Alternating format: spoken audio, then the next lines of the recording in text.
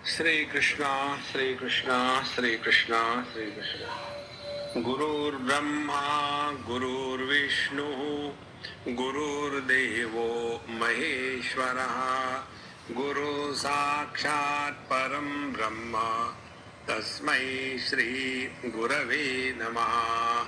तस्मै श्री गुरवे नमः। उनके पिताजी ब्रह्मा जी ने हमेशा ध्यान में रहकर किसी का ध्यान किया है और उनको ये भी मालूम था कि उनके ही पिताजी ने पूर्ण सृष्टि की निर्मित की है।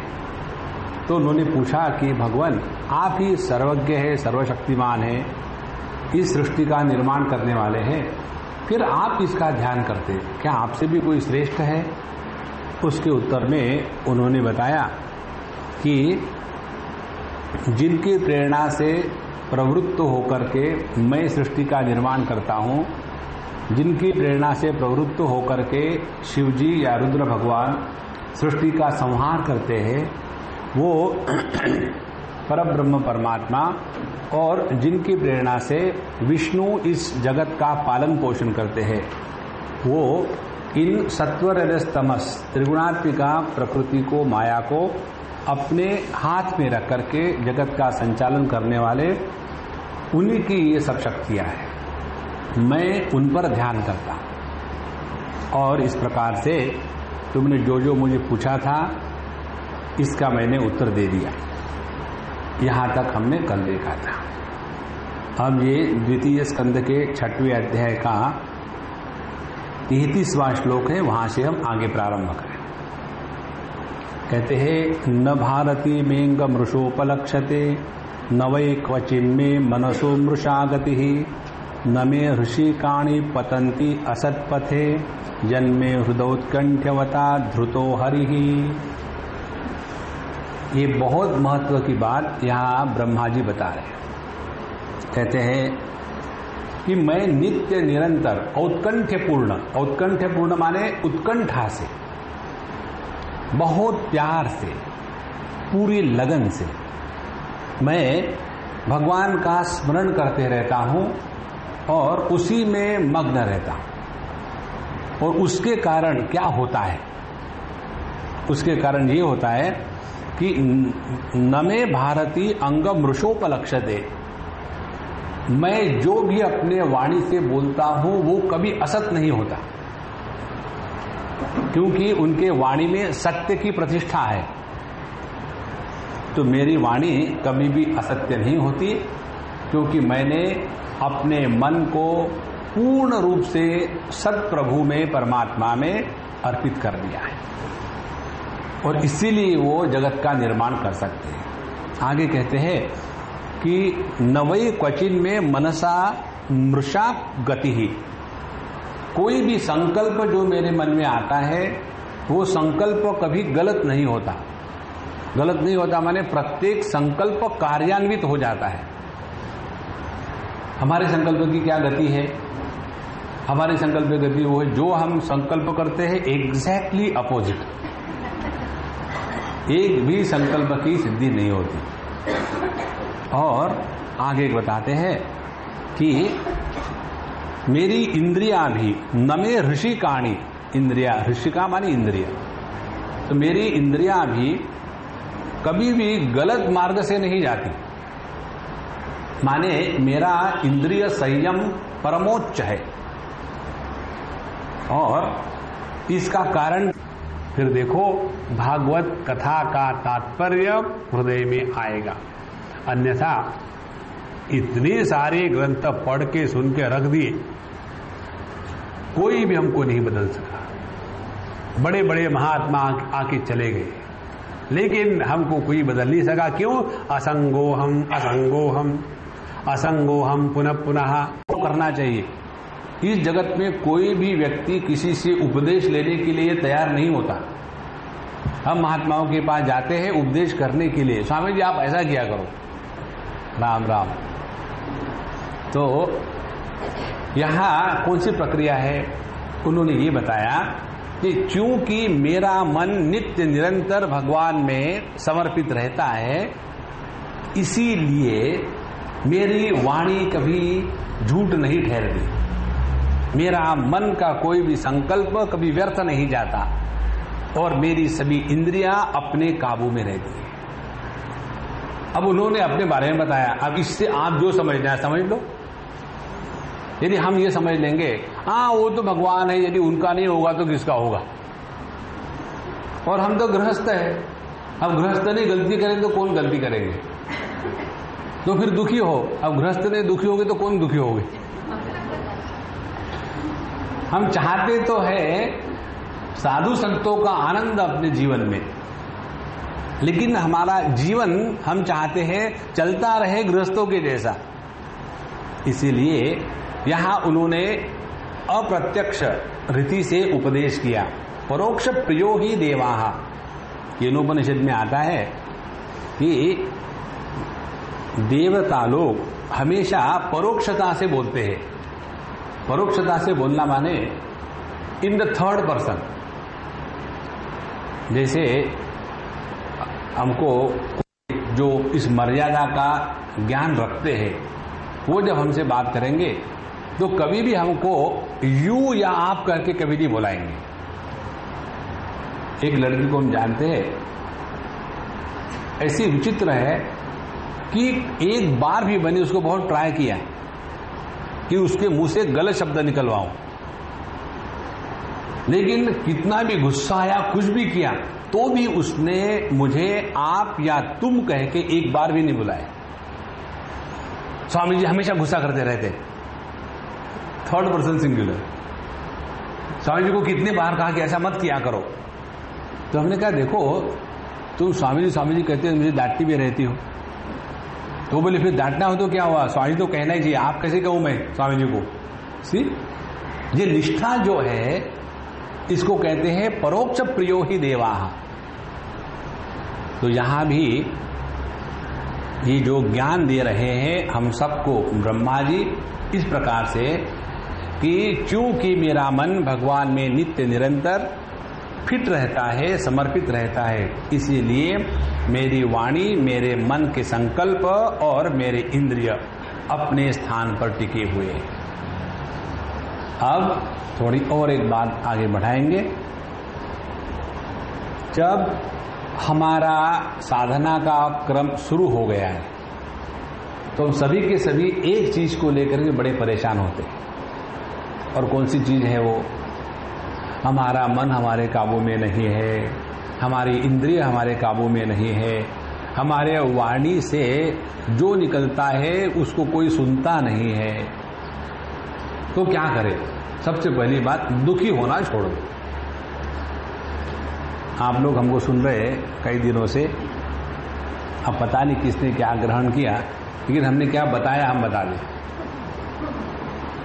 क्योंकि बताना हमारे मुंह में है और ग्रहण करना आपके कान में है, दोनों अलग अलग है। तो किसी भी हालत में, किसी भी कारण से क्रोध का होना, उसके बाद अशांत होना, ये जस्टिफाई नहीं होता। Nothing can justify that you become angry and miserable. पूरे भागवत पुराण का यही निचोड़ है। और इसीलिए समझो अपना मन काबू में नहीं तो कोई बात नहीं, आ जाएगा, तो करे क्या उसके लिए।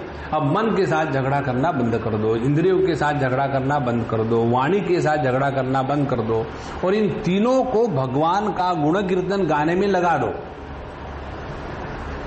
जो वाणी भगवान का नाम संकीर्तन करने में लग जाएगी, उस वाणी से असत निकल ही नहीं सकता। देखो इसका तात्पर्य क्या है कि जब कहते हैं कि मेरे वाणी से कोई असत नहीं निकलता, माने मेरे वाणी का विषय परमात्मा है और परमात्मा ही सत्य है। परमात्मा को छोड़ करके सभी के सभी विषय असत है, और इसीलिए जहां हमारे वाणी का विषय परमात्मा है तो हमसे कोई पाप होने का सवाल ही नहीं। उसी प्रकार से संकल्प, सत्य संकल्प, मैं सत्य संकल्प हूं, क्यों कि मेरे संकल्प में परमात्मा के सिवा और किसी का कोई महात्म्य है ही नहीं। जगत के बारे में संकल्प करेंगे तो वो असत संकल्प हो गए। शत्रु के बारे में संकल्प करेंगे तो वो असत संकल्प हो गए। और तीसरी बात, जब हमारी इंद्रिया परमात्मा को समर्पित है तो उसके द्वारा भोग नहीं होगा, योग होगा। इंद्रियों का विषय जब जगत बन जाता है तो वो भोग प्रधान है। उन्हीं इंद्रियों का विषय जब भगवान बन जाते हैं तो वही योग प्रधान हो जाती है। इस प्रकार से उन्होंने भगवान के प्रति अपना समर्पण भी बता दिया और उसके माध्यम से इनडायरेक्टली हम लोगों को साधना की प्रक्रिया भी बता दी। इसलिए इस जगत में जो है वो हम नहीं देखते, जो हम सुनते हैं वो हम नहीं सुनते। हम जो पहले डिसाइड करते हैं कि मुझे ये देखना है वही हम देखेंगे। पहले हम डिसाइड करते हैं कि मुझे क्या सुनना है वही सुनेंगे, और इसीलिए ग्रंथ वही रहता है, लेकिन उसके अर्थ ही इतने निकल आते हैं क्योंकि हर एक सुनने वाला अपने कन्वीनियंस के अनुसार उन शास्त्रों के शब्दों का अर्थ निकालते हैं। तो आगे कहते हैं, सोहम समायाम नम तपस्तपोमया प्रजापति नामभिवंदितः पति आत्ताय योगम निपुणम समाहितः तम नाद्य गच्छम यत आत्मसंभवः। कि मैं ही वेदों की मूर्ति हूं, माने सभी के सभी वेद मुझ में मूर्तिमान रूप से उपलब्ध है। मेरा जीवन तपस्यामय है और सभी के सभी प्रजापति इत्यादि मेरी वंदना करते हैं। मैं उनका बॉस हूं, स्वामी हूं। और कहते हैं ये सभी की सभी बातें, मैंने बड़ी तपस्या करी, योग का अनुष्ठान किया और सब कुछ प्रयत्न किया, फिर भी मैं उस परमात्मा के अंत को नहीं पहचान सका। पहली साधना की प्रक्रिया बता दी। अपने ऊपर नियंत्रण करने के लिए सर्वश्रेष्ठ साधना क्या है? अपना मन भगवान में लगाओ, माने भक्ति साधना। अब ये दूसरा प्रसंग है कि मैंने अनेक प्रकार की तपस्या करी, सभी जो बड़ी बड़ी शक्तियां हैं, प्रजापति इत्यादि, उनको अपने कब्जे में कर लिया। मैं सबके द्वारा वंदित हूं और सब कुछ मैंने किया, फिर भी परमात्मा के मूल तत्व को मैं नहीं पहचान सका। माने भगवान को यदि पहचानना हो, समझना हो तो केवल उनके भक्ति के द्वारा ही हो सकता है, ये कहने का तात्पर्य। जैसे भगवद गीता में भी आता है अनेक स्थान पर, ना तो अध्ययन के द्वारा, ना योग के द्वारा, ना कर्म के द्वारा हम भगवान का दर्शन कर सकते हैं, बल्कि शुद्ध भक्ति के द्वारा। तो ऐसे जो भगवान है उनको मैं नमस्कार। न तो हम अस्मि तच्चरणम समीयुषा भवच्छिदम स्वस्थेनम सुमंगलम। हम भगवान के उन चरण कमलों को नमस्कार करते हैं जो उनके भक्तों का योग्य स्थान है, जिनके द्वारा भक्तों का मंगल कल्याण हो जाता है। और अब भगवान की बात बताते हैं। ये भगवान अपने बारे में भी पूरा नहीं जानते। लो महाराज, जैसे आकाश अपने विस्तार का अंत नहीं जानता, उसी प्रकार से भगवान भी अनंत है और वो अपने भी अनंतता की बात नहीं जानते। कहने का तात्पर्य क्या है? आप और हम कहां जानेंगे जब भगवान स्वयं अपने अनंतता को नहीं जानते, तो हम और आप क्या जानेंगे? अब यहां जो भगवान का अपने आप को न जानना, इसका क्या तात्पर्य? देखो, एक शब्द आता है, उसका है अर्थ अनिर्वचनीय। अनिर्वचनीय माने जिसके बारे में कुछ बोला नहीं जा सकता। तो ये जो जगत है ये अनिर्वचनीय है। अनिर्वचनीय माने जिसको हम पहले दोस्त कहो वही दुश्मन बन जाते हैं, जो दुश्मन है वही दोस्त बन जाते हैं, जो पराये हैं वो अपने बन जाते हैं, जो अपने हैं वो पराये बन जाते हैं। जिनको हमने कभी सोचा भी नहीं था कि हमसे बिछड़ जाएंगे वो बिछड़ जाते, जिनकी कभी कल्पना भी नहीं करी थी वो हमारे पास आ जाते। तो ये जगत के बारे में कुछ बताया नहीं जा सकता, इसीलिए ये अनिर्वचनीय है। अच्छा, भगवान की ये जो माया है ये भी अनिर्वचनीय है। कारण क्या कि ये भगवान की माया है, तो भगवान और माया दो हो गए। तो क्या ये दो है माया? बोले नहीं, ये माया भगवान के सिवा रह नहीं सकती।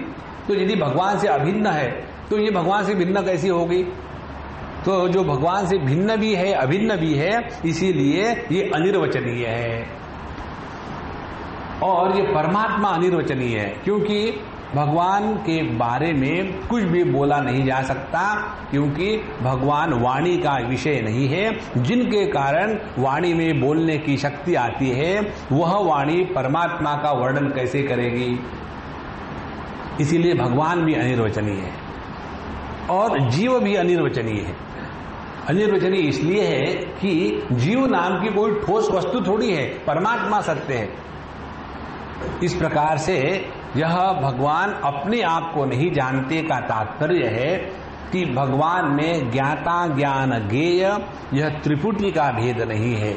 इसीलिए जो व्यक्ति या जहां जहां अपने ज्ञान में त्रिपुटी का भेद आ जाता है, वहां परमात्मा का ज्ञान होना असंभव है।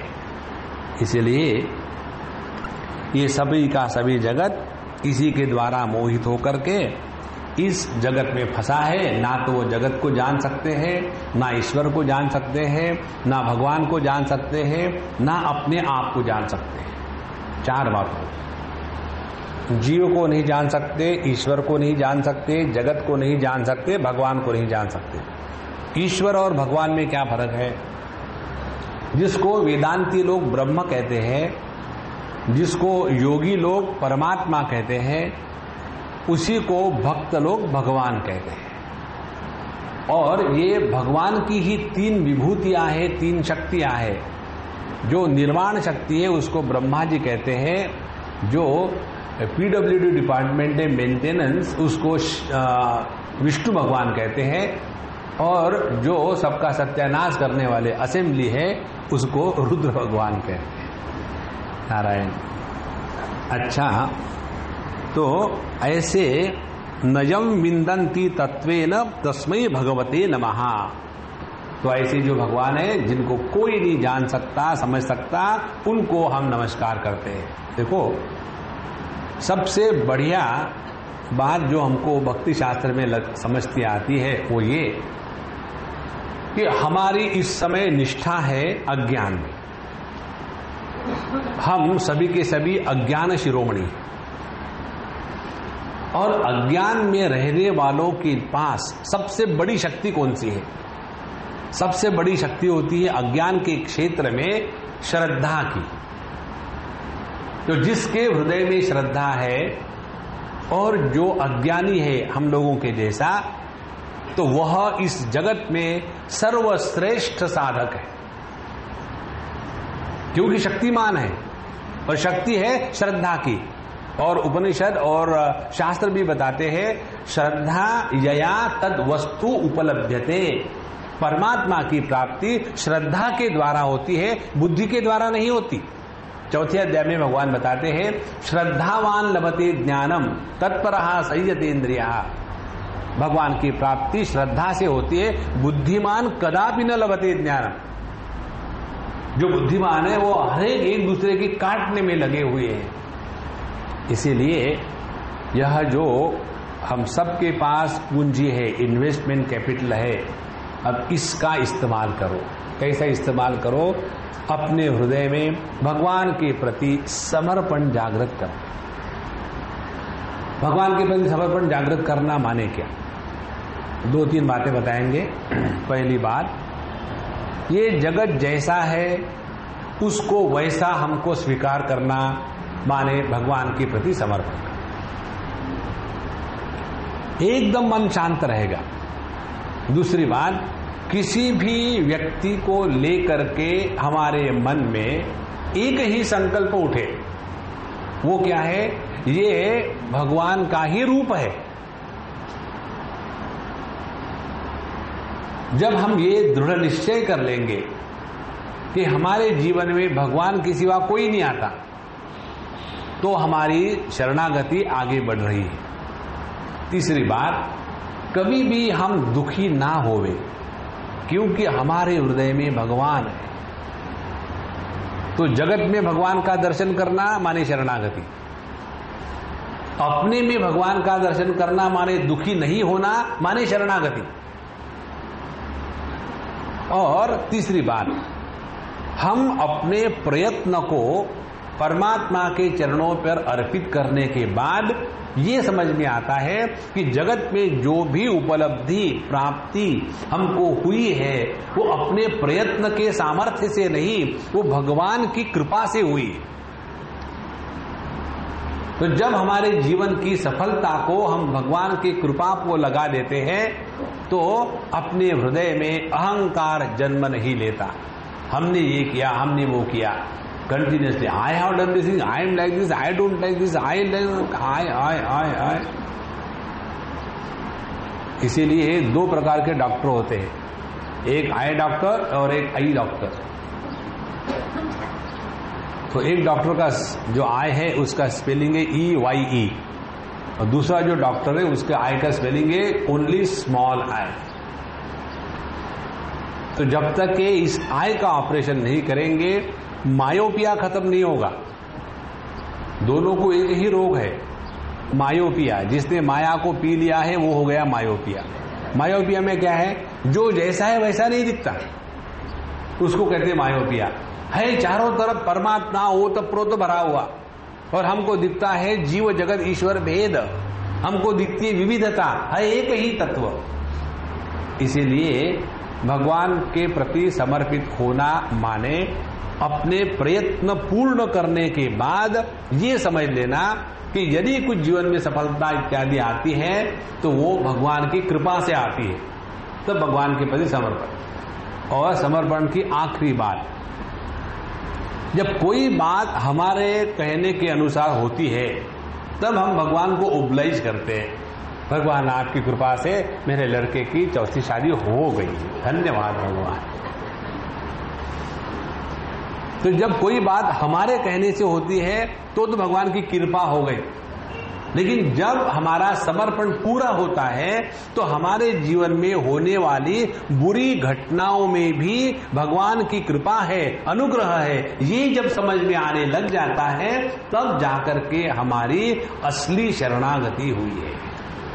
इस सब का तात्पर्य क्या है, किसी भी देश में, किसी भी काल में, किसी भी परिस्थिति में, किसी भी घटना में हमको केवल भगवान का ही स्मरण होता है, उसको कहते हैं शरणागति की पराकाष्ठा। तो नयम विन्दन्ति तत्वेन तस्मै भगवते नमः। तो उस भगवान को हम तत्व के दृष्टि से जानने का कितना भी प्रयत्न करें नहीं होगा, तो क्या करें, नमः, अपने आप को मिटा दो। जितना हम अपने आप को भगवान के सामने मिटा देंगे उतना हमारा शरणागति का अभ्यास ठीक है। आगे कहते हैं, अब ये जो परमात्मा है उनके प्रति सब तो कुछ हम शरणागत हो सकते हैं, एक बंधन रह जाता है, और वो कौन सा है, अपने बुद्धि का। अपने बुद्धि को भगवान के सामने जिसने समर्पित कर दिया है उसकी साधना पूर्ण हो गई। बुद्धिमान लोग सभी चीजों का त्याग कर सकते, केवल अपने बुद्धि का त्याग नहीं कर सकते, और इसीलिए they suffer intelligently. Intelligent people suffer intelligently, continuously, arrogance, frustration, anger. Why people don't understand me. लोगों का भी यही कहना है, why don't you understand us, you are intelligent. देखो, इस बुद्धि की शरणागति यदि हमको करनी है तो उसके लिए क्या करना चाहिए, अब ये 39वें श्लोक में भगवान बताते हैं। स एष आद्य पुरुषः कल्पे कल्पे सृजत्यजः आत्मात्मन आत्मा आत्मनि आत्मना आत्मानं संयच्छति पाति च विशुद्धम केवलम ज्ञानम प्रत्यक्ष सम्यक अवस्थितम सत्यम पूर्णम अनाद्यंतम निर्गुणम नित्यम अद्वयम। अब ये बुद्धि को भगवान के स्वरूप का चिंतन करने में लगा दो, क्योंकि बुद्धि कैसी है, एक महात्मा जी बड़ी सुंदर बात कहते थे, हम सब लोग एक्जिमा से सफर करते हैं। We are all suffering from eczema. Normal लोगों को एक्जिमा केवल स्किन को होता है, स्किन माने स्किन। तो जब स्किन को एक्जिमा होता है, जब तक खुजलाएंगे नहीं तब तक मजा नहीं आता। गिर गिर गिर अगले को घृणा आती है लेकिन अपने को मजा आता है। और इमेजिन करो जब ये एक्जिमा या खुजली हमारे सभी इंद्रियों में है तो कितनी परेशानी होगी। और सबसे ज्यादा परेशानी होती है जब हमारे बुद्धि को एक्जिमा हो जाता है। बुद्धि को जब एक्जिमा हो जाता है हर चीज के बारे में ऐसा क्यों, why God has created the world, you ask him, उसको पूछो। तो ये बुद्धि की जो खुजली है उसको मिटाने के लिए उपाय बताते हैं साधु संत। इस बुद्धि को परमात्मा के स्वरूप का अन्वेषण करने के लिए लगा लो। बुद्धि को बिजी रखो, और बिजी रखने के लिए हम डाटा देते हैं। ये जो परमात्मा है स एष आद्यः पुरुषः, ये आदि पुरुष है। अब इसका बारे में समझो, इंटेलिजेंट हो ना, विचार करो। भगवान आदि पुरुष है माने क्या है? हम आपको एक दो केवल उदाहरण देंगे और बाकी आप होमवर्क मत करना। वैसे ही करोगे नहीं तो खामोखा हम आपके भी मन में ग्लानि की थी, साहब जी ने कहा था हमने किया नहीं, कोई बात नहीं, अगले जन्म में कर, बहुत टाइम पड़ा है। तो स एष आद्य पुरुषः, अब इस इंटेलिजेंट व्यक्ति को बताते हैं तुमको अपने बुद्धि को शरणागति करनी है भगवान के प्रति, आप इसके ऊपर चिंतन करो। यह आद्य पुरुष है। आद्य पुरुष है माने क्या, विचार करो। आद्य पुरुष में आद्य पुरुष है, देखो बुद्धि एकदम शांत हो जाती है। जितना हम अपने बुद्धि को अपने स्वरूप का चिंतन करने को लगाएंगे उतनी बुद्धि अपने आप शांत हो जाती है। कारण क्या है मालूम है? कारण ये है कि परमात्मा कार्य कारण द्विधा में फंसता नहीं। इस जगत में हमारी बुद्धि इतनी खुचुड़ खुचुड़ क्यों करती है मालूम है? क्योंकि हर चीज को हम कार्य कारण के रूप में ग्रहण करते हैं। जहां कार्य कारण फेल हो जाता है वहां बुद्धि काम नहीं करती, और जहां कार्य कारण नष्ट हो जाता है वहीं शांति होती है। सुषुप्ति अवस्था में कौन सा कार्य और कौन सा कारण बचा रहता है? वहां कोई कार्य कारण नहीं, और इसी के कारण बुद्धि शांत है। तो यहां बताते हैं कि सवई आद्य पुरुषः, वो परमात्मा भगवान आद्य पुरुष है। अब आद्य पुरुष है माने क्या, कि जो सबसे पहले है। सबसे पहले माने किससे पहले? इस जगत से पहले। जगत से पहले KG1 का स्टैंडर्ड है ये, जगत जगत जगत करके बैठे। अब देखो इस जगत को प्रकाशित करने वाला कौन है? हमारे इंद्रिय। यदि इंद्रिय नहीं होंगे तो जगत का दर्शन नहीं होगा। जिनको 4 ही इंद्रिय है उनके लिए जगत में केवल 4 ही विषय है। जिनको 3 इंद्रिय हैं उनके लिए जगत में केवल 3 विषय है। तो संपूर्ण जगत की प्रतिष्ठा है इंद्रियों पर। इंद्रियों की प्रतिष्ठा होती है मन पर। यदि हमारा मन इंद्रियों के साथ ना रहे तो जगत का दर्शन नहीं होता। उदाहरण से समझाओ, यहां हम बैठे हुए हैं, बाबा जी बोले जा रहे हैं, हमारे कान खुले पड़े हैं, लेकिन मनीराम घूमने चले गए हैं। तो एक हाथ जब जोक हो जाता, अरे सब लोग हंस रहे, मैं क्यों नहीं हंस रहा हूं? इसलिए कि मनीराम घूमने गए थे। तो इंद्रियों की सिद्धि होती है जब उनके साथ मन का संपर्क होता है तब। और ये मन कार्य कर सकता है बुद्धि के प्रकाश में, और बुद्धि का अपना स्वतंत्र अस्तित्व नहीं है। बुद्धि प्रकाशित होती है चैतन्य के प्रकाश से, और ये जो चैतन्य है ये परमात्मा की अभिव्यक्ति है। परमात्मा की अभिव्यक्ति है का तात्पर्य है कि चैतन्य परमात्मा नहीं है। यदि हम चैतन्य को परमात्मा कहेंगे तो चैतन्य का जो विरोधी है जड़, वो कहां जाएगा? इसीलिए जो जड़ चेतन इनके परे है। अब इनके परे जो है वो आद्य पुरुषः है। अब इसको यदि समझना हो तो क्या करना पड़ेगा? इसका अनुभव करने के लिए पहले ये जगत जो है उसको हम छोड़े, क्योंकि वो आद्य नहीं है। उसके पहले इंद्रिय है, तो इंद्रिय के पास पहुंचे।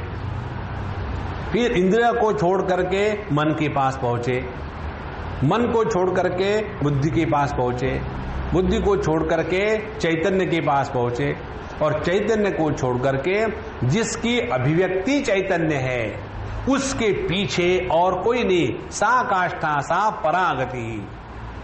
पुरुषान्न परम किंचित, कठोपनिषद की स्तुति कहती है कि यह परमात्मा अंतिम गति है, वहां जाकर के प्रारंभ और अंत एक हो जाते हैं। तो स एष आद्य पुरुषः, तो इस आद्य पुरुष से आप देखो, ये आद्य पुरुष हमको कभी भी अनात्म भाव से ग्रहण नहीं किया जा सकता।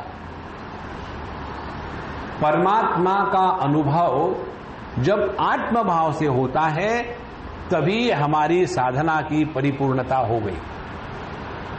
जब तक हम परमात्मा को अनात्म भाव से ग्रहण करते हैं, सब में भगवान है, कण कण में भगवान, तो हम भगवान को उपलब्ध करते, ठीक है भगवान आप छोटे हो तो कण कण में चले जाओ। तो इस परमात्मा की अनुभूति हमको आत्म रूप से होनी चाहिए, और इसीलिए स एष आद्य पुरुषः। अब इसमें देखो, जो इंटेलिजेंट व्यक्ति है उसके लिए ये समझना बड़ा आसान है। स्थूल जगत का आधार है इंद्रिय, इंद्रियों का आधार मन, मन का आधार बुद्धि, बुद्धि का आधार चैतन्य, और चैतन्य है परमात्मा की अभिव्यक्ति। तो उसके पीछे क्या है? उसके पीछे कुछ नहीं है। इसीलिए स एष आद्य पुरुषः का तात्पर्य है इसमें अपनी बुद्धि को लगा दो तो अपने आप स्वरूप में फिट हो जाओगे। और इस प्रकार से बुद्धि के द्वारा तत्व का चिंतन करते रहना माने बुद्धि का भगवान के प्रति समर्पण होना है। तो जब हम धर्म के अनुसार जीवन जीते हैं तो हम धर्म के अनुसार समर्पण कर रहे हैं। जब हम प्रेम से समर्पण करते हैं तब हमने प्रेम के भक्ति मार्ग से समर्पण किया है।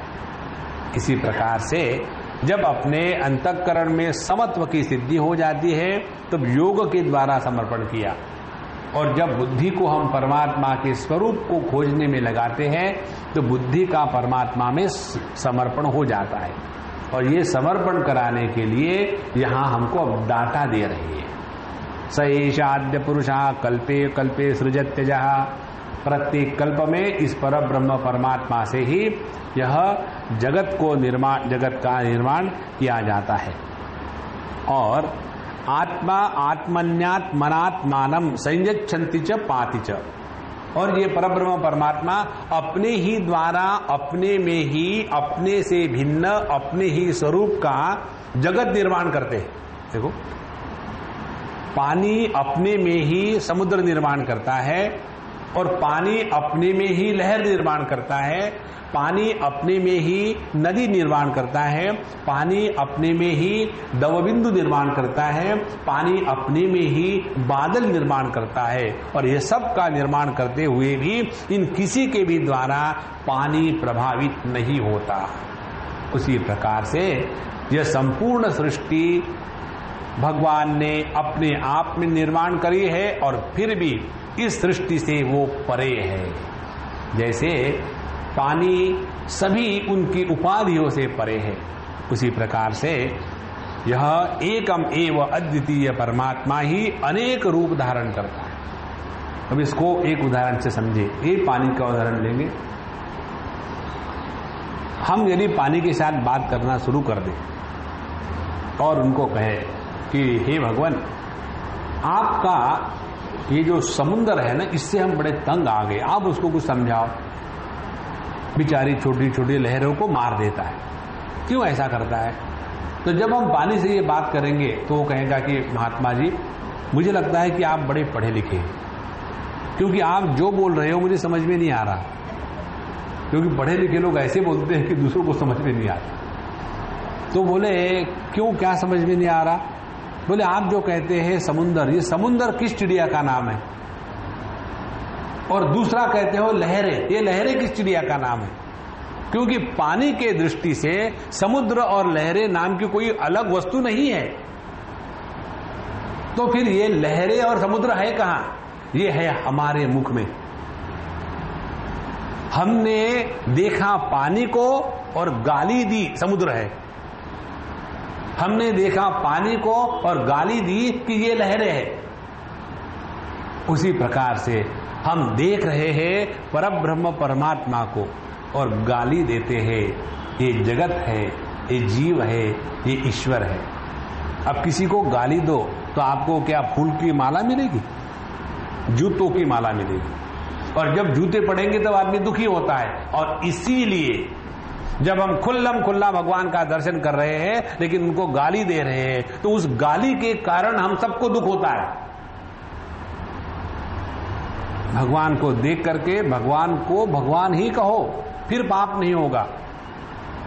पानी को देख करके पानी ही कहो, समुद्र मत कहो तो पाप नहीं होगा। उसी प्रकार से यहां परमात्मा ने अपने में ही सब कुछ निर्माण किया है। मयि एव सकलम जातम मयि सर्वम प्रतिष्ठितम मयि सर्वम लयम याति तद ब्रह्माद्वयम अस्म्यहम। सब कुछ मुझ में ही है, मुझ में ही उत्पन्न है, मुझ में भी रहता है और मुझ ही में लय हो जाता है। ऐसा जो अद्वय एकम एव अद्वितीय परमात्मा तत्व, यह मेरी असलियत है। इस प्रकार का बुद्धि के द्वारा जो चिंतन है उसको कहते हैं बुद्धि को भगवान के प्रति समर्पित करना। इस सबका तात्पर्य क्या निकला? जब बुद्धि का विषय जगत हो जाता है तो बुद्धि बंधन का कारण बनती है, और जब किसी बुद्धि का विषय परमात्मा हो जाता है तो वही बुद्धि मोक्ष का कारण बनती है। तो आगे बताते हैं, विशुद्धम केवलम ज्ञानम प्रत्यक्ष सम्यक अवस्थितम। और ये परमात्मा कैसा? विशुद्धम केवलम ज्ञानम, ये ज्ञान शुद्ध ज्ञान है। शुद्ध ज्ञान का तात्पर्य क्या है? इस ज्ञान में ज्ञाता, ज्ञान और ज्ञेय, यह त्रिपुटी का वास नहीं है। विशुद्ध ज्ञान और केवलम, केवल ज्ञान का तात्पर्य है जिसमें किसी प्रकार के भेद नहीं है। सजातीय विजातीय स्वगत भेद रहित वस्तु केवलम उच्यते, जिसमें सजातीय भेद नहीं है। सजातीय भेद माने पहले विजातीय समझ ले, पेड़ और मनुष्य ये दोनों भिन्न जातियां हैं। तो जो भेद पेड़ और मनुष्य में है वो हो गए विजातीय भेद, और दूसरा है सजातीय भेद। सभी के सभी पेड़ ही पेड़ है, लेकिन ये सभी के सभी जो पेड़ है ये उनमें भी भेद है। कोई आम का है, कोई इमली का है, उसको कहते सजातीय भेद। और उसके आगे चले जाओ कि पेड़ एक ही है, लेकिन उस पेड़ में कुछ पत्ते हैं, कुछ तने हैं, कुछ फूल हैं, कुछ फल है, कुछ मूल है। इस प्रकार से एक ही पेड़ में जो भेद है उसको कहते हैं स्वगत भेद। तो यह जो परमात्मा तत्व है केवल, इसमें किसी भी प्रकार के भेद नहीं है। तात्पर्य क्या है कि जीव जगत, यह हो गया विजातीय भेद, क्योंकि जगत जड़ात्मक है, जीव है चैतन्यात्मक। उसी प्रकार से ईश्वर और जगत ये भी हो गया विजातीय भेद। जगत जड़ है, ईश्वर चैतन्य है। और सजातीय ईश्वर और जीव दोनों चेतनात्मक है, ये भी जीव ईश्वर का भेद परमात्मा में नहीं है। और जो स्वगत भेद क्या है? स्वगत ये भेद ये है कि जीव है अल्प शक्तिमान, अल्प इत्यादि कर्मों में फंसता है, सुखी दुखी होता है। तो ये विविध भेद जो है जीव में वो हो गए स्वगत भेद। सभी के सभी भेद जिसमें अभाव को प्राप्त हो गए हैं, ऐसा परब्रह्म परमात्मा अपनी असलियत है। इस प्रकार से अपने बुद्धि को परमात्मा का चिंतन करने में जब हम लगा देते हैं तब वह बुद्धि भगवान के प्रति समर्पित हुई है। ध्यान से सुनना, बुद्धि के द्वारा वेदांत का श्रवण मनन निधिध्यासन बुद्धि को समर्पित करने के लिए किया जाता है। यदि हमारे सामने प्रयोजन स्पष्ट हो तो शास्त्रों का अध्ययन करने से अकड़ नहीं आती। देखो, नहीं तो ऐसी पुराण भागवत भक्ति, it is not up to my level. I am totally levelled. देखो भगवान, चाहे कर्म हो, चाहे योग हो, चाहे धर्म हो, चाहे ज्ञान हो, इन सब का प्रयोजन परिपूर्ण तब होता है कि जब इसके साथ प्रभु के प्रति प्रेम हृदय में जागृत हो गया तो। अन्यथा धर्म श्रम बन जाता है, कर्म बंधन बन जाता है, योग एरोगेंस बन जाता है और ज्ञान अज्ञान बन जाता है। इसीलिए इसका तात्पर्य सत्यम पूर्णम अनाद्यंतम निर्गुणम नित्यम अद्वयम सत्यम ज्ञानम अनंतम ब्रह्म यो वेद निहितम गुहायाम परमे व्योमन सोश्नुते सर्वान कामान सह। जहां हमने सत्यम ज्ञानम अनंतम ब्रह्म इसका अन्वेषण शुरू कर दिया तो हमको उसकी अनुभूति केवल आत्म भाव से ही हो सकती है। देखो भैया, ये बात बड़ी महत्व की है। हम लोग जो भौतिक स्तर पर ज्ञान प्राप्त करते हैं उसमें एक दोष हमारे ज्ञान में आ जाता है। और वो कौन सा दोष है? वो दोष ये है कि हम किसी भी वस्तु का ज्ञान अनात्म भाव से ग्रहण करते हैं। जैसे हमको बताया ये गधा है, बच्चों को बता दे ये गधा है, इसके 4 पैर होते हैं और ये स्थित प्रज्ञ होता है, इसको बिना खिलाए ही उसकी तबीयत ठीक रहती है। कभी आपने देखा है क्या गधे को कोई जाकर के हरी घास खिला रहा है फिर भी उसकी तबीयत ठीक रहती है? इतना सब बताने के बाद वो बच्चे को ज्ञान कैसा होता है? अच्छा, समझ में आ गया ये गधा है, लेकिन मैं गधा हूं ये उसको कभी ज्ञान नहीं होता। माने हमारा जो जगत के बारे में ज्ञान प्राप्त करने का प्रकार है उस ज्ञान में ये दोष रहता है कि जिसका हमको ज्ञान होता है उससे हम भिन्न रहते हैं। लेकिन जब हम आध्यात्मिक क्षेत्र में आ जाते हैं तो उसमें जिसका ज्ञान हो रहा है वो मैं हूं। और जब तक के ये पलटी नहीं खाते हम लोग, इसी को कहते हैं कि अब मेरी आंखें उल्टी हो गई है। आंखें का उल्टी होना माने ऐसे ऐसे नहीं करते रहना। आंखों का उल्टी होना माने जिस ज्ञान में आत्म भाव जागृत हो जाता है उस ज्ञान की प्रक्रिया को कहते हैं आध्यात्मिक ज्ञान। एक हमने कई बार उदाहरण दिया है इसी सिलसिले में।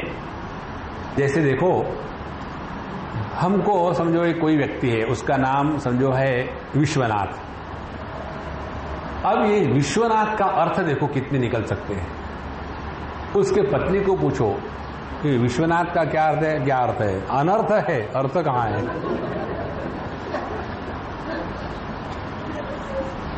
अर्थ है ही नहीं। तो पत्नी के लिए विश्वनाथ शब्द का अर्थ अनर्थ हो गया। अच्छा, तो बच्चों को पूछो, विश्वनाथ के बच्चों को पूछो कि विश्वनाथ का अर्थ क्या है? हिटलर। कहीं डाउट है कि नहीं?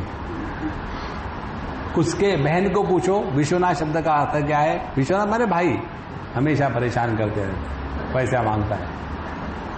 इस प्रकार से जो व्याकरण तज्ञ है उसको पूछो विश्वनाथ शब्द का अर्थ क्या है? षष्ठी तत्पुरुष समास। वह एकदम वहां व्याकरण की गाली लगा देगा। और उस महात्मा को पूछो जिसका नाम विश्वनाथ है। भगवान के भक्तों को पूछो जो वाराणसी में रह रहे, विश्वनाथ विश्वनाथ अपने भगवान है और क्या है? और जिसका नाम विश्वनाथ है उसको पूछो तो विश्वनाथ माने मैं। ध्यान से सुनना, जब हमारे ज्ञान में किसी भी शब्द का अर्थ मैं के रूप में ग्रहण होना शुरू हो जाता है वही समय है हमारी अब बुद्धि आत्मगामी हो गई। वही समय है कि अब हम अंतर्मुखी हो गए, युक्तामुखी नहीं। जब तक ये अंतर्मुखित्व नहीं होगा महाराज, तब तक के बुद्धि परमात्मा में नहीं लगी है। और इस बुद्धि को परमात्मा में लगाने के लिए ये सब एक्सरसाइजेस है। स एषाद्य पुरुषः कल्पे कल्पे सृजत्य जहां विशुद्धम केवलम ज्ञानम प्रत्यक सम्यक अवस्थितम। प्रत्यक माने आत्म रूप से। तो इस प्रकार से जब हम अपने बुद्धि को भगवान में लगा देते हैं तब जाकर के हमारी बुद्धि परमात्मा में समर्पित हो गई। तो अपने कर्म को, अपने मन को, अपने व्यक्तित्व को, अपने बुद्धि को, सबको सब भगवान में जब समर्पित करेंगे तब हमारी साधना ठीक हो गई। नॉर्मली मालूम है क्या हो जाता है, जहां हम थोड़ा बहुत वेदांत पढ़ लेते हैं तो जिह्वा को खुजली शुरू हो जाती है। अब किसको बताऊं, पकड़ पकड़ के बताएंगे। जब ये ब्रह्मचारी लोग ताजे ताजे पढ़ते हैं ना, पंच महाभूत, पंच ज्ञानेन्द्रिय, पंच कर्मेंद्रिय, और सब घोट के बैठे होते हैं वहाँ आश्रम में, क्लास में, और ये जब लोग आते हैं नमस्कार चमत्कार करने के लिए, देखते हैं कितना जवान लड़का है और भगवान के मार्ग पर चल रहा है, धन्य है इसके माता पिता, तो आप भी धन्य हो जाओ, अपना लड़का तो नहीं, हम ठीक है इसके। और उसके बाद उस बच्चे के जाकर पूछते, बेटा तुम्हारी शादी नहीं हुई थी, तुम क्यों यहाँ आए, तुम्हारे घर में सब तो ठीक है। और वो तो ढूंढ ही रहा था बकरे को। 1 अप्रैल आ रहा है ना, उसका नाम बदलना है ना, बकरा दिन, तो ढूंढ ही रहा था। एक आदमी ने आकर कुछ भी पूछा उसको, तो ये सीधा पकड़ के, मालूम है क्या, 5 ज्ञानेन्द्रिय, 5 कर्मेंद्रिय, जिसका कोई संबंध नहीं है। तो जहां ये थोड़ा बहुत हमको ज्ञान हो जाता है परमात्मा का, 2-4 मंत्र याद हो जाते हैं, तो हम दूसरों को परसिक्यूट करना शुरू कर देते। इसीलिए ये बुद्धि को जब हम भगवान के प्रति समर्पित करते हैं तो इन शब्दों के अर्थ आत्म रूप से ग्रहण होने लग जाते हैं। जब किसी भी शब्द का अर्थ मैं के रूप में ग्रहण हो गया तो वही वृत्ति समाप्त हो गई, और जिस शब्द के साथ वृत्ति बनी रहती है वो अनात्मा का क्षेत्र है और वही संसार है। हमको एक बार की बात याद है, बहुत पुरानी, उस समय हमारा नाम सुधांशु चैतन्य था, और हमारे आश्रम में, स्वामी जी के आश्रम में, हम मंदिर से नीचे उतर रहे थे, और वहां एक अंग्रेज लड़की थी। उस समय क्लास में कुछ सुधांशु शब्द आया था, विवेक चूड़ामणि। तो ताजा ताजा शब्द सुनने के बाद उसका तो अप्लाई करना ही है, सबके यही हाल होता है। तो उसने, जैसे हम नीचे उतर रहे थे सीढ़ी से, तो आकाश में चंद्रमा पूरा का पूरा लटक रहा था, और चंद्रमा को सुधांशु कहते हैं। तो उसने पूछा, excuse me, kindly tell me what is the difference between that Sudhanshu and this Sudhanshu.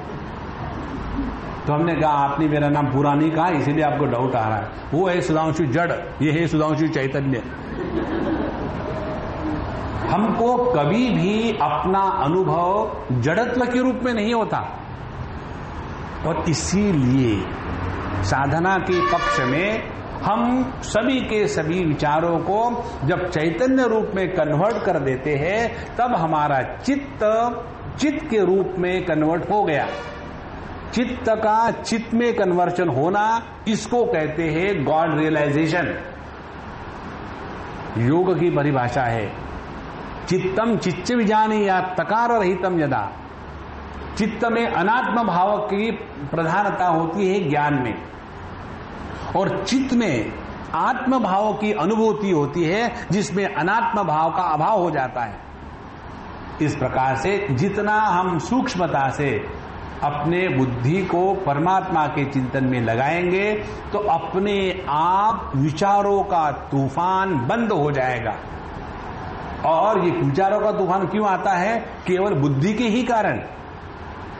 इस बुद्धि का तिरस्कार करना है। जैसी वो पोल वॉल्ट की जंप होती है ना, उसके लिए हम हाथ में डंडा लेकर के दौड़ के आते हैं, जमीन में गाड़ते हैं और उस खंबे के साथ में ऊपर चले जाते हैं। तो ऊपर जाने के बाद वहां रस्सी के ऊपर चले गए, अब उधर हमको क्रॉस करना है, लेकिन हमने कहा कि बेचारा डंडा, इसी के कारण मैं यहां तक पहुंचा हूं, तो मैं कैसे कृतज्ञ हूं, इसीलिए डंडे को पकड़ के ही रखूंगा। और जब उधर गिरेंगे डंडे के साथ तो आपको डंडे पड़ेंगे, आपको प्राइज नहीं मिलेगा। तो करना क्या है? वहां तक पहुंचने के बाद उस बुद्धि रूपी डंडे का त्याग करो, तब जाकर के अपने स्वरूप का दर्शन होता है। इसी को कहते हैं बुद्धि को परमात्मा में लगा करके उसका समर्पण करना। इसीलिए बुद्धि के द्वारा भगवान का ज्ञान नहीं होता। जब बुद्धि इस प्रकार से भगवान में समर्पित हो जाती है तब भगवान अपने आप को हमारे माध्यम से अभिव्यक्त करने लग जाते हैं। There is no God realise person, wherever there is a person there is no God realisation. वहां केवल एकमात्र केवल परमात्मा तत्व, जहां मैं के विरुद्ध तू ये कभी ही नहीं रहता। इस प्रकार से उन्होंने बताया कि ऋषि विंदन्ति मुनयः प्रशांतात्मेन्द्रियाशयाः यदा तदेवात् सत्तर्कैः तरोधीयेत विप्लुतम। तो जो साधु संत है, ऋषि मुनि है, उन्होंने अपना अंतःकरण शांत कर लिया। प्रशांत आत्म इंद्रियाशयाः, और उनके इंद्रिय अंतःकरण में शांत हो गए। अब उनके इंद्रिय बहिर्गामी नहीं है। ऐसे लोग यदा तदेव असत तर्क ही, जहां जहां हमारी बुद्धि असत तर्क को लेती है, असत तर्क को लेती है माने, एक उदाहरण दे आपको।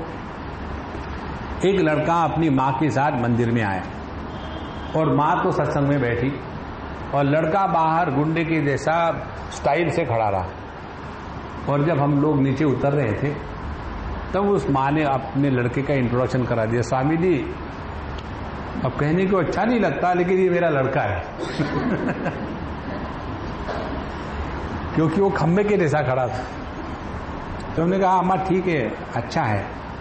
और फिर उस लड़के ने आर्गुमेंट शुरू कर दिया, Swami ji my mom tells God is everywhere, I also believe, thank you very much on behalf of God. Well, if God is everywhere, why she has to come to the temple? Is not God at home? Argument logic.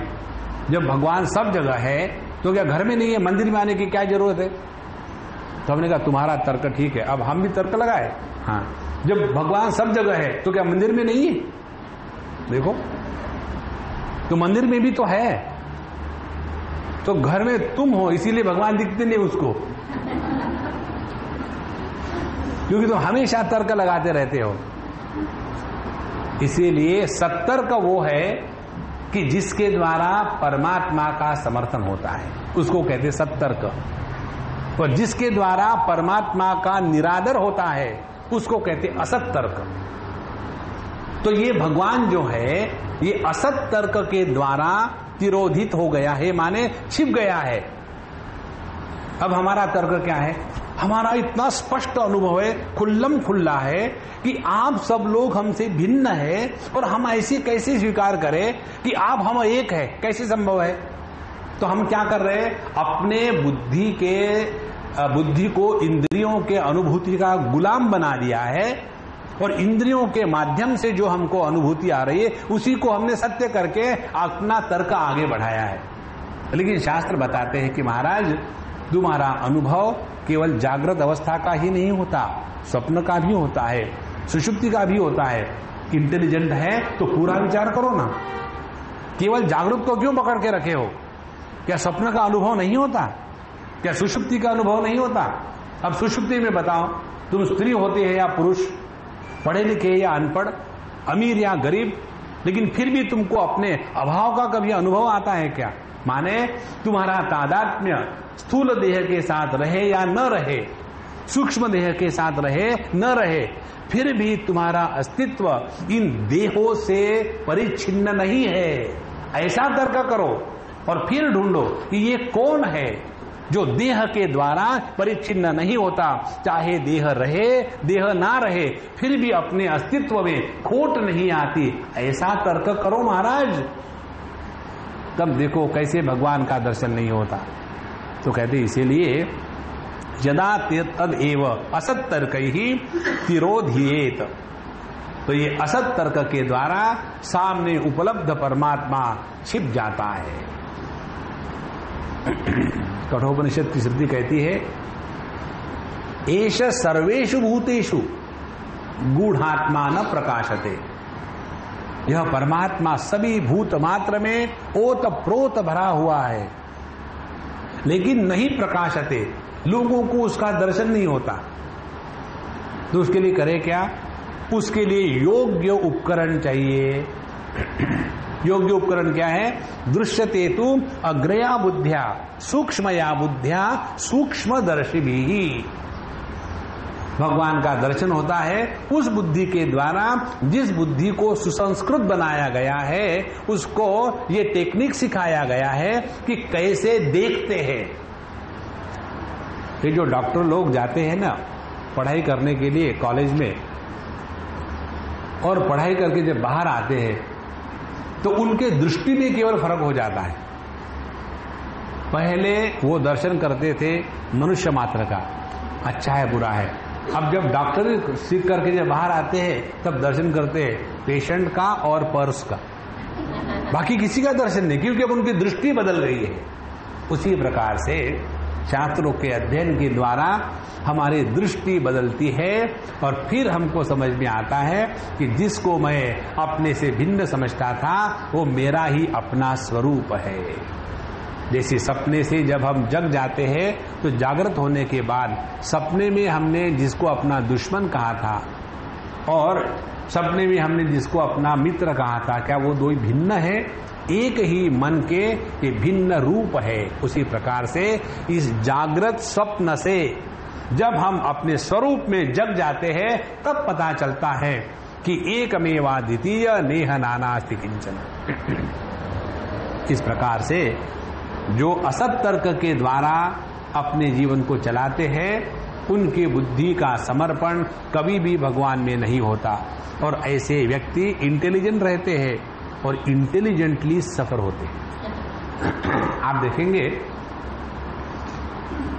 जो लोग अपने आप को intelligent समझते हैं, देखो शब्द का समझ लो ठीक से, इंटेलिजेंट समझना और इंटेलिजेंट होना जमीन आसमान का अंतर है। अविद्यायाम अंतरे वर्तमाना स्वयं धीरा पंडितम मन्यमाना। है तो बेवकूफ लेकिन अपने को ज्ञानी समझे तो करो क्या? बेवकूफ आदमी अपने को बेवकूफ कहे तो कम से कम बदल सकता है, लेकिन है बेवकूफ अपने को 30 मार का समझे तो उसको भगवान भी नहीं ठीक कर सकता। तो यदि हम अपने बुद्धि के द्वारा योग्य विचार करेंगे तो ये पता चलेगा कि हमारी बुद्धि ही हमारे दुख का कारण है। और कैसा कारण शुरू हो जाता है? जिस बुद्धि में भेदभाव का प्राधान्य है उस बुद्धि में संशय हमेशा आकर के रहता है, और जो बुद्धि पवित्र है सतर्क वाली है उस बुद्धि में संशय कभी नहीं रहता। हम अभी इतनी जगह घूमते, एक बार हमारे बद्रीनाथ के ट्रिप की बात है, हम जब गए तो एक ने हमको पूछा साथ में वालों ने, स्वामी जी वहां सब रहने का बंदोबस्त वगैरह हो गया? हमने बोला हो ही गया होगा, बताया तो था। बोले समझो नहीं हुआ तो क्या करेंगे? हमने कहा कि ठीक है अपने अलकनंदा में सोएंगे, बड़ा ठंडा है, अच्छा है, ऐसी बड़ी नींद आएगी कि फिर उठने का जरूरत ही नहीं। तो बोले स्वामी जी आप अपना जोक मार कर जाते हो, हमको अभी से परेशान हो, समझो वहां गए और अटैच बाथरूम लेटर नहीं हो तो क्या करेंगे? वहां जाकर के कोई होता ही नहीं, वहां एकदम सब फ्रिज हो जाता है, स्टॉप डोंट वरी। और जब हम वहां पहुंचे तो जिस स्थान में हमको रहना था उस स्थान में हमने जो चिट्ठी विट्ठी भेजी थी वो चिट्ठी वहां के जो मुखिया थे उनके पास नहीं पहुंची, माने उनको दे दी गई थी, उन्होंने किसी पुस्तक में रख दी, ठीक है मैं बाद में देखूंगा, और वही रही। और इसीलिए उन्होंने कुछ भी हमारे रिजर्वेशन नहीं किए थे, और वो हमको जानते थे। स्वामी जी पता नहीं कैसे हो गया, आपने कहा भेजा तो भेजा ही होगा, लेकिन अब यहाँ तो बिल्कुल जगह नहीं, अब तो क्या करूँ? कोई बात नहीं, कहीं ना कहीं इंतजाम हो जाएगा। और फिर हम बाहर आ गए और थोड़ा बहुत इंतजाम हो गया कहीं। और जो हमारे साथ आए थे वो अपना एकदम नरसिंहावतार धारण, when we are sent a letter why he has not kept it. तो हमने कहा तुम तर्क करते रहो और कूदते रहो, हम लोग जा करके नहा धोकर के खाना खा लेंगे। यहाँ जो आए भगवान नारायण के दर्शन करने के लिए आए, झगड़ा करने के लिए नहीं आए। जब हमारे हृदय में प्रभु के प्रति प्रेम होगा तो संशय समाप्त हो जाएगा। किसी पर भी कभी भी संशय नहीं करना चाहिए कि अगला आदमी खराब है, कभी नहीं। ये इंग्लिश या फ्रेंच लॉ नहीं है। Everybody is a criminal unless proved otherwise. Ram Ram Ram. Everybody is essentially divine unless proved otherwise. इस चीज को लेकर के चलो तो देखोगे आपको इस जगत में मदद करने वाले हजारों लोग मिल जाएंगे। एक अम्मा को हम जानते हैं, बम्बई की ही है, वो मुझे जब भी फोन करती है तो केवल एक ही चीज मांगती है, बिल्कुल उसका समर्पण है। कल्पना करो क्या चीज मांगती होगी। Swami ji can you get me a servant, और दूसरा कुछ नहीं मांगा आज तक उसने। तो मैंने कहा कि अम्मा मैं ही तुम्हारे घर में आ जाता हूं नौकर के रूप में। अब उसकी परेशानी मालूम है क्या है? उसकी परेशानी ये, स्वामी जी ये नौकर लोग टिकते नहीं। तो हमने कहा कि एक नौकर खराब होगा, दूसरा खराब होगा, तीसरा खराब होगा, क्या सभी खराब है और तुम ही अकेली अच्छी हो? तो कारण क्या है? कारण यही होता है कि हमको किसी पर भी विश्वास नहीं, सबके बारे में मन में संशय संशय संशय भरा। जहां मन में संशय आ गया, संशयात्मा विनश्यति। इसीलिए बुद्धि को जब सतर्क के द्वारा सुसंस्कृत करते हैं तो ऐसे सतर्क सुसंस्कृत बुद्धि से परमात्मा का दर्शन होता है, बुद्धि के समर्पण के माध्यम से। और जिस बुद्धि में कुतर्क है, हर एक के बारे में डाउट है, हर एक के बारे में सस्पिशन है, ऐसे बुद्धिमान लोग बुद्धिमत्ता से दुखी होते हैं। इसीलिए ऋषे यदा तद एव असतर्क ही तिरोधियेन विप्लुतम, ऐसे व्यक्ति को भगवान का दर्शन नहीं होता महाराज। अब इसके बाद भगवान के अवतार का प्रसंग शुरू होता है। इसमें पहले शॉर्ट में बताएंगे कि भगवान के कौन से अवतार है। तो कहते आद्योवतारा पुरुषः परस्य काल स्वभाव सदसन्मनश्च द्रव्यम विकारो गुण इंद्रियाणि विराट स्वराट स्थानु चरिष्णु भूम्नः। सबसे पहला जो भगवान का अवतार है वो है इस विराट पुरुष का अवतार, जिसको हमने अभी अभी देखा है कल। उसके बाद वही परमात्मा का अवतार होता है। काल स्वभाव कार्य कारण मन पंचमहाभूत अहंकार तीनों गुण इंद्रिया ब्रह्मांड शरीर उसका अभिमानी और स्थावर जंगम सभी जीव और सभी के सभी इस भगवान के ही अवतार है। देखो 24 अवतार है कि 10 अवतार है। एक बार एक साधक एक संत के पास गया और संत ने कहा आइए भगवान बैठिए। स्वामी जी आप हमारी खिंचाई कर रहे। खिंचाई करने की क्या जरूरत है, आप ऑलरेडी लंबे हो। नहीं आप हमको भगवान कह रहे हैं। भगवान कह रहे इसलिए कि जो हमको दिखता है वही हम बुलाएंगे ना। तो क्या आप सोचते हम भगवान हैं? देखो आप भगवान है नहीं, हम भगवान ही है। ठीक है आओ बेवकूफ बैठो। स्वामी जी आप सब भी हमको बेवकूफ कह रहे। अरे भैया हम जो भी कहते गलती तो है। हमने आपको भगवान कहा तो वो स्वीकार करने को तैयार नहीं, अब बेवकूफ कहती वो भी स्वीकार करने को तैयार नहीं। हम तुझसे दसो अब बताओ आप कौन हो? ना मेरे यहाँ बड़े पापी है तो पापियों को आने की जरूरत नहीं, बाहर चले जाओ। तो जब हम ही अपने स्वरूप का तिरस्कार करते हैं तो कौन हमको समझा सकेगा? इसीलिए यहां जो पूर्ण वर्णन दिया है, चाहे विराट पुरुष हो चाहे खटमल मच्छी, कोई एवरीथिंग इज भगवान। जब ये बात समझ में आ जाती है तब उपाधियों के कारण होने वाले भेद अपने हृदय से निकल जाते हैं। ये कई कौन से तैत्तिरीय उपनिषद में आता है और इसको पढ़ाना सबसे आसान है, लेकिन प्रैक्टिस करना सबसे कठिन है। इसलिए कठिन है कि हमारे बोलने की जिह्वा और रसस्वाद करने की जिह्वा भिन्न होती है। जिह्वा बोलती है यदा अथ उदरम अंतरम कुरुते अथ तस्य भयम गतो भवति। जब हमारे ज्ञान में थोड़ा भी भेदभाव आ जाता है तो उसके जीवन में भय के सिवा और कुछ नहीं आ सकता। भय आता है केवल दूसरेपन की कल्पना से। हमने एक बार आपको उदाहरण दिया होगा शायद, अब नए नए उदाहरण कहां से ले आऊं? तो उसी को ब्लफ मारते हैं घुमा फिरा कर। गर्मी के दिन है और आप जमीन पर लेटे हुए हो, बहुत गर्मी है, बिल्कुल केवल लुंगी पहन के, ऊपर में बनियान भी नहीं है, बहुत गर्मी हो रही है। और ऐसे समय आपका ही अयम में हस्तः भगवत, अयम में हस्तो भगवत तरह अपने ही हाथ को आपके पेट पर आ गया, तो कभी डर लगता है क्या? अरे बाप रे क्या आ गया? नहीं, जैसे आ गया मजा आता है, डर थोड़ी आता है। और ऐसे आप बैठे हो और आपका हाथ नीचे आ गया और आपके छत के ऊपर में एक बेबी छिपकली बाल विहार को जा रही थी और उसका पैर फिसल गया और वह सीधा आपके मध्य प्रदेश पर लैंड हो गई, तो कितना डर लगता है। अब आपका राक्षस के जैसा हाथ और दैट स्वीट क्यूट लिटिल बाल विहार छिपकली, तो वहां डर लगने का कारण क्या है?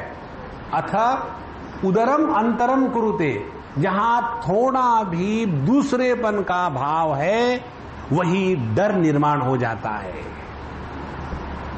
देखो अभी हम कहाँ थे, गए थे शायद गोवा में या कहीं, तो या दिल्ली की बात होगी। एक सज्जन आए हमारे पास, बोले स्वामी जी मुझे आप मंत्र दीक्षा दीजिए। तो हमने कहा देखो हमारे गुरु ने हमको मंत्र दीक्षा नहीं दी, हमको मालूम नहीं कैसे देते, आप बताओ हम वैसे दे देंगे। तो बोले लोग तो कहते हैं कि मंत्र दीक्षा देते, मैंने ठीक है बताओ हम दे देंगे।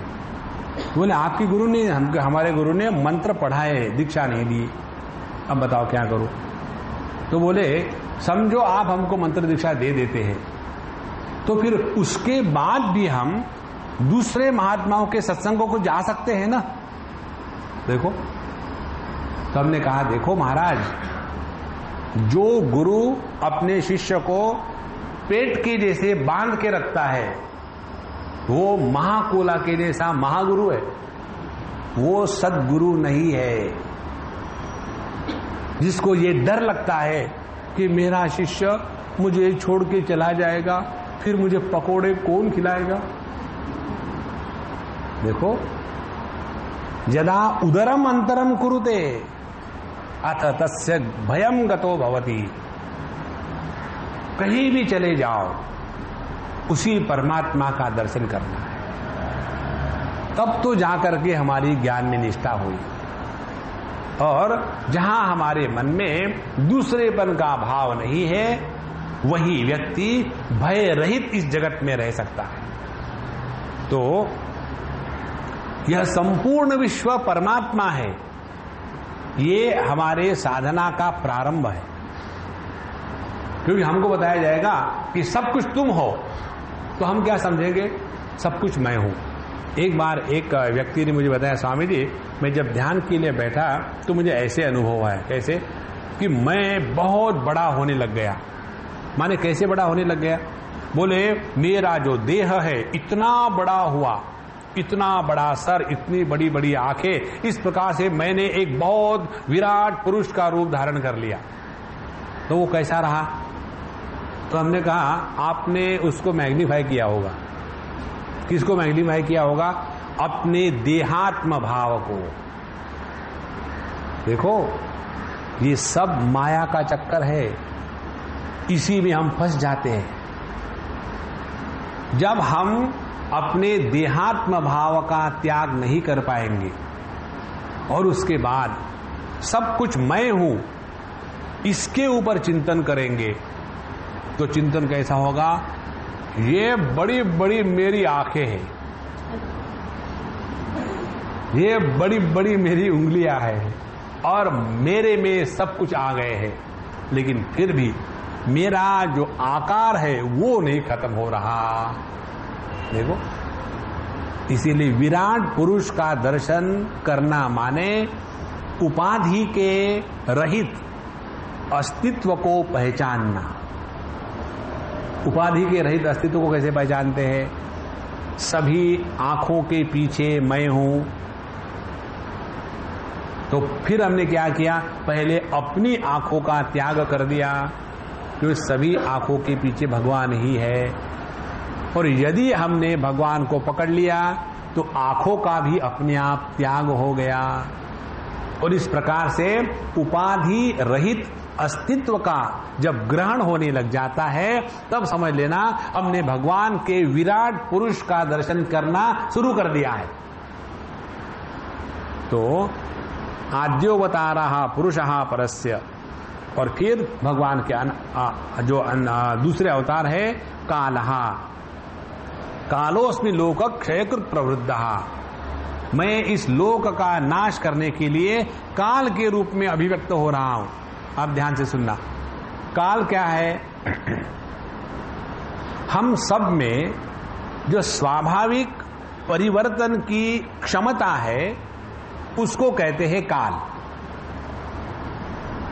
अब यदि ये क्षमता के कारण हमारे देह में बदल आ रहे हैं और यदि हमारा ध्यान इस क्षमता के तरफ रहा तो देह में आने वाले परिवर्तनों से हम प्रभावित नहीं होंगे। देखो, इसीलिए कालः भगवान का एक स्वरूप है, एक अवतार है काल।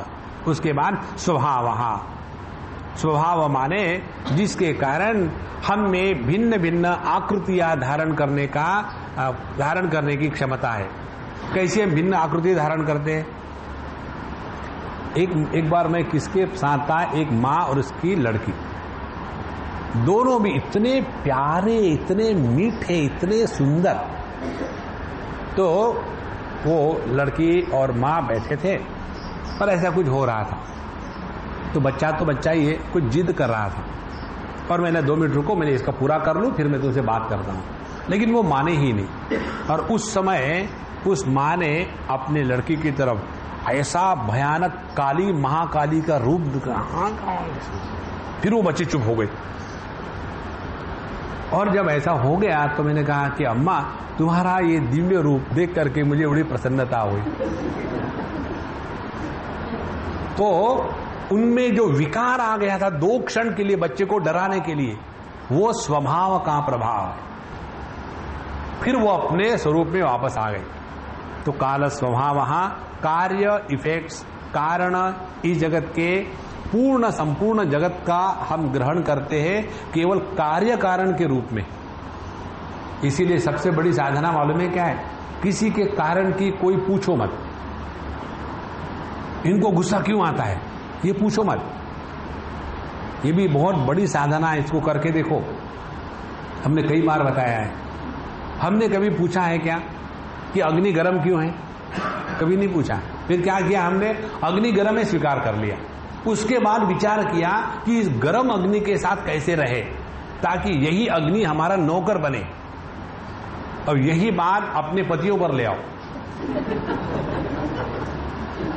मुझे हमेशा ये माताएं कहती है कि Swami ji, you are always bias in favour of the gents and against the ladies. चलो आज आप कर दीजिए।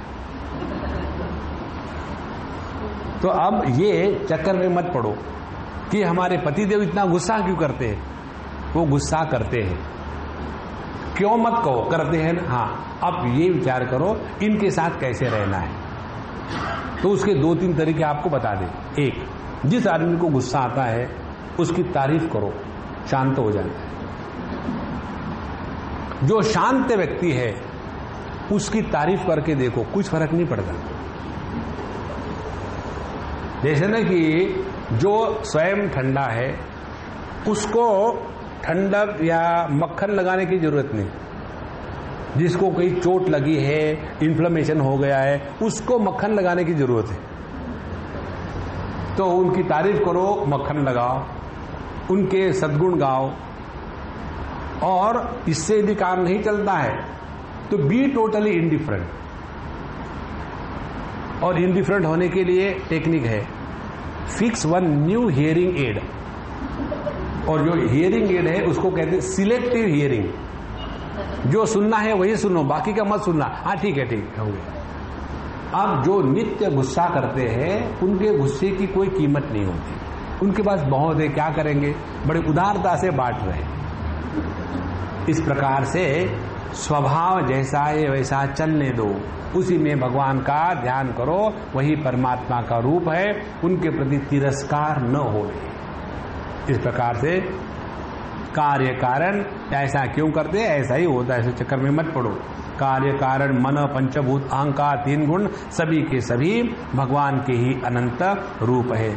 उसी प्रकार से ये उन्होंने विराट रूप से बताया। और फिर इस जगत के जो निर्माता इत्यादि हैं बताते हैं कि जैसे ब्रह्मा विष्णु महेश और उसके बाद सभी 14 लोग, उसमें रहने वाले भिन्न भिन्न जो जीव है, यक्ष राक्षस सांप गंधर्व राजा, उसके बाद नाग महर्षि पितृ देवेंद्र दैत्येंद्र सिद्ध दानव प्रेत पिशाच भूत कुष्मांड जल जंतु मृग, सभी के सभी यही भगवान के अवतार हैं। इसीलिए हमारे मन में किसी भी प्रकार से किसी के भी प्रति तिरस्कार की बुद्धि नहीं होनी चाहिए। यदि हम किसी को स्वीकार नहीं कर सकते हैं तो कोई बात नहीं, लेकिन उनके प्रति तिरस्कार ना हो। ये बात हमने हमारे शिरडी बाबा की पोथी से सीखी है। उन्होंने एक बार किसी को कहा था, देखो यदि तुम किसी को कुछ दान नहीं दे सकते हो भिखारी को तो मत दो, लेकिन उनके प्रति अनादर के शब्द का प्रयोग मत करो। वो जैसे है भगवान के, अपने को क्या लेना है। हमको तो एक ही बात करनी है जीवन में, हर एक में भगवान का दर्शन करना है। और जब ये हमारी साधना बन जाती है तो अपने आप हमारा मन बुद्धि चित्त अहंकार इंद्रिय इत्यादि परमात्मा में लीन हो जाते हैं।